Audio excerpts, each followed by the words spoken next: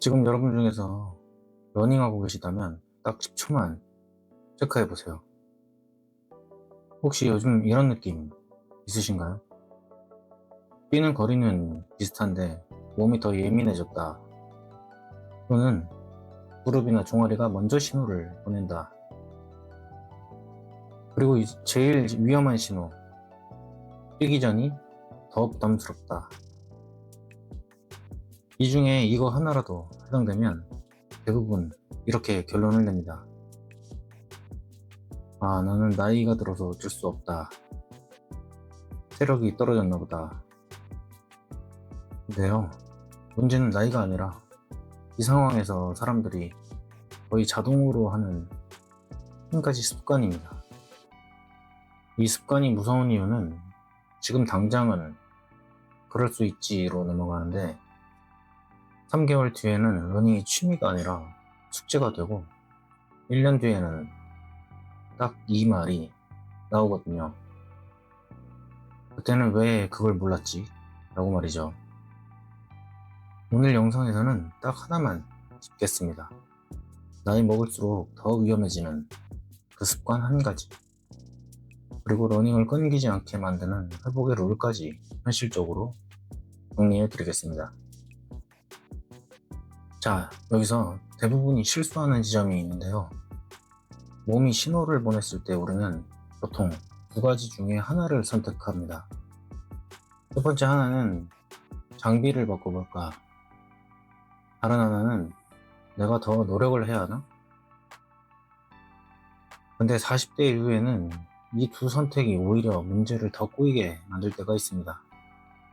왜냐하면 그 순간에 우리가 몸을 해석하는 방식이 완전히 잘못된 방향으로 굳어지기 때문입니다.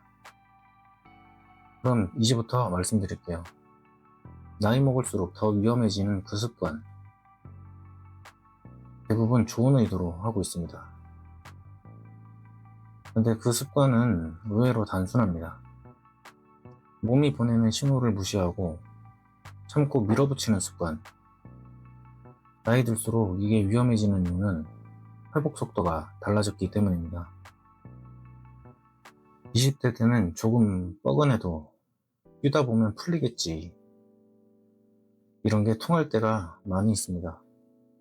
하루 자고 나면 어느 정도 돌아오고 이틀 지나면 웬만하면 풀립니다. 그런데 40대 이후에는 조금 다릅니다.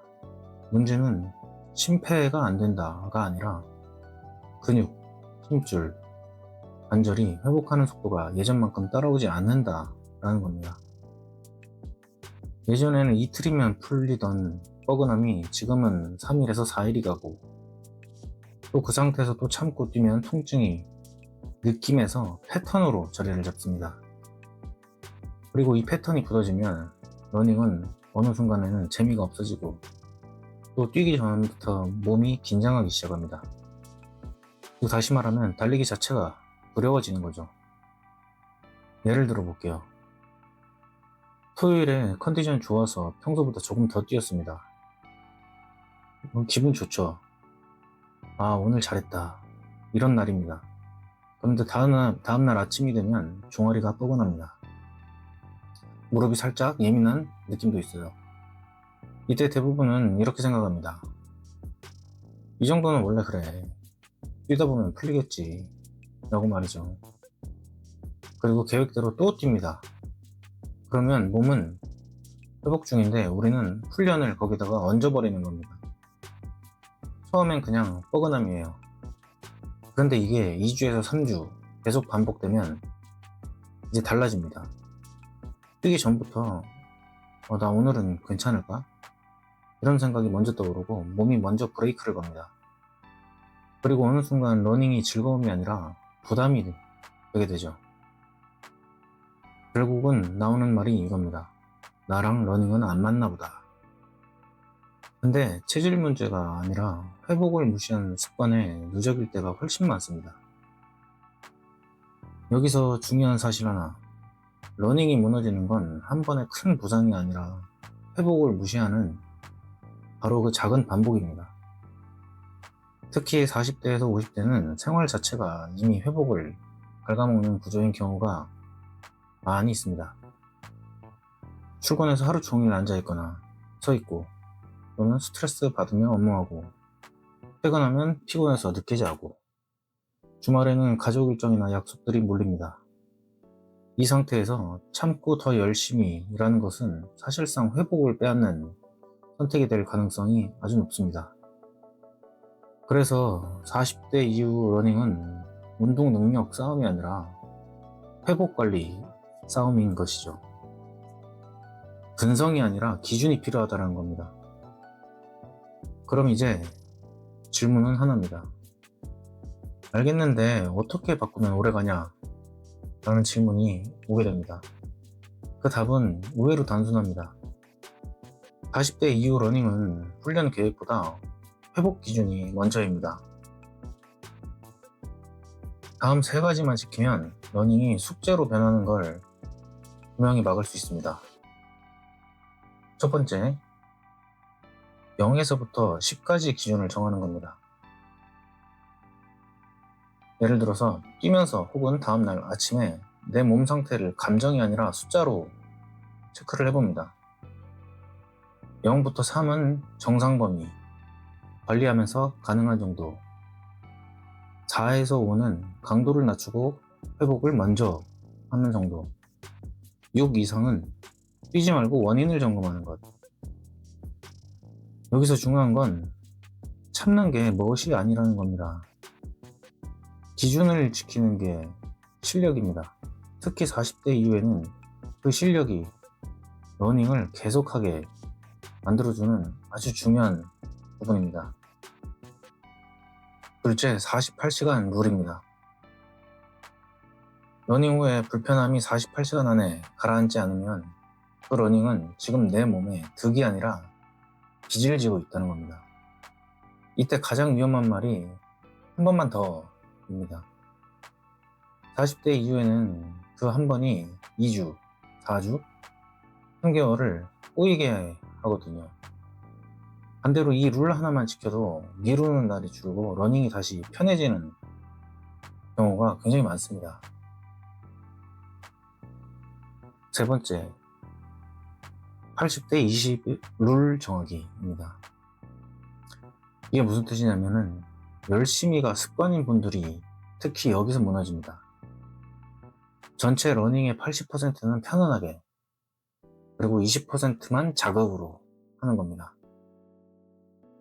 40대 이후에는 자극을 늘리는 게 아니라 편안한 러닝을 오래 쌓는 게 기록도 결국 더 좋아집니다. 왜냐하면은 몸이 무너지지 않으니까 훈련이 끊기지 않으면 어느 순간 심폐가 아니라 습관이 강해지기 때문입니다. 여기까지가 기준입니다. 그런데 현실적으로 이런 말이 나옵니다. 다 알겠는데 출근하고 앉아있고 잠도 부족한데 회복을 어떻게 챙겨요? 라고 물으실 수 있습니다. 물론 맞습니다.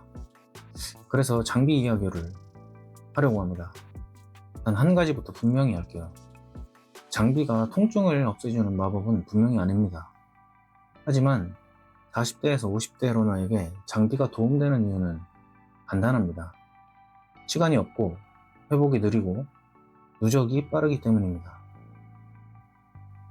회복이 무너지면 러닝이 끊기면 다시 시작하기가 훨씬 어렵죠. 그래서 저는 장비를 이렇게 정의합니다. 회복을 빠르게가 아니라 회복이 무너지는 걸 막아주는 장치라고 말입니다. 현실적으로 많이 쓰는 회복 장비를 추리면 이런 것들이 있습니다. 종아리가 자주 뻣뻣하거나 붓기 느낌이 잦다면 카프슬리브나 컴프레션 양말이 도움이 될 수 있습니다. 오래 앉아있는 임직업이라면 특히 다음날 다리 컨디션이 덜 무너지는 느낌을 받는 분들이 많아요. 또 허벅지 앞쪽이나 엉덩이 쪽이 묵직하게 뭉친다면 폼롤러나 마사지볼이 효율이 좋습니다. 거창한 기술이 없어도 딱 5분만 해도 다음날이 달라지는 경우가 많거든요. 스트레칭 할 시간이 도저히 없다면 마사지건은 완벽한 회복이 아니라 0을 30 정도로 올려주는 용도로 현실적입니다. 다만 세게 오래 누르면 오히려 자극이 될 수 있으니까 짧게, 가볍게가 포인트예요.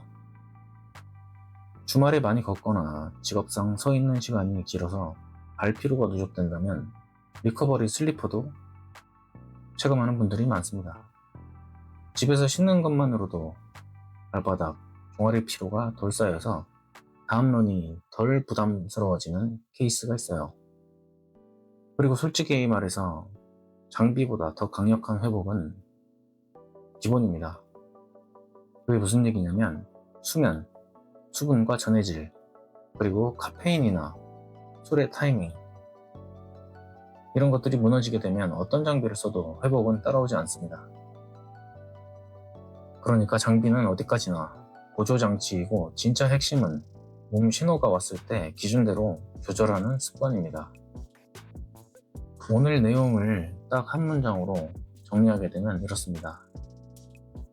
나이를 먹을수록 더 위험한 습관은 몸 신호를 무시하고 밀어붙이는 것입니다. 40대 이후의 러닝은 더 열심히가 아니라 더 회복해야 오래 간다는 것이죠. 기록보다는 내일도 다시 뛰고 싶은 상태, 이 기준 하나만 지키면 1년 뒤에도 달리고 있는 사람은 바로 당신이 됩니다. 반대로 이 기준을 놓치면 지금은 괜찮아 보이더라도 결국 러닝이 숙제가 되고 결국은 멈추게 되는 겁니다. 그리고 그때 가서 후회를 하게 되죠.